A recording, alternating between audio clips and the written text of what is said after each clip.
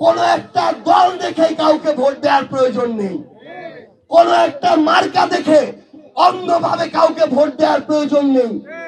কেউ একজন যদি ভালো কাজ করে, ভালো মানুষ হয়, সে যদি আমার দলের নাও হয়, আপনি তাকে ভোট দিন। অভ্যুত্থান পরবর্তী একটা নতুন বাংলাদেশ। এই বাংলাদেশে আমরা রাজনৈতিক যে নোংরা কালচার গুলো ছিল এগুলো আর চাই না। আমরা এনসিপি করি বলে বিএনপি, জামায়াত কিংবা অন্য দলের কেউ একজন আমার প্রতিপক্ষ হয়ে যাবে, এই কালচার আমরা চাই না।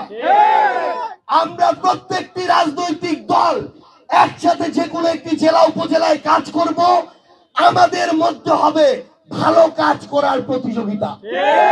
যে ভালো কাজ করবে তাকে জনগণ তাদের প্রতিনিধি হিসেবে বাছাই করে দিবে। সেই প্রতিনিধির কোন মার্কা থাকুক আর না থাকুক, সেই প্রতিনিধির কোন দল থাকুক আর না থাকুক, সে যদি ভালো মানুষ হয়, সে যদি মানুষের জন্য কাজ করে, তাহলে তাকেই আপনাদের প্রতিনিধি নির্বাচন করতে হবে। একটা জিনিস মনে রাখবেন, অভ্যুত্থান পরবর্তী একটা নতুন বাংলাদেশ। আপনার দিনাজপুর জেলায় 9 জন জীবন দিয়েছে, শত শত যোদ্ধা এই জুলাই অভ্যুত্থানে রক্তাক্ত হয়েছে, আহত হয়েছে। আপনাদের সন্তানেরা তাদের কাজগুলো সম্পন্ন করেছে। এখন বাবা, চাচা, মা, বোন হিসেবে আপনাদের দায়িত্ব হচ্ছে আপনাদের কাজ করা। আপনাদের কাজ কি?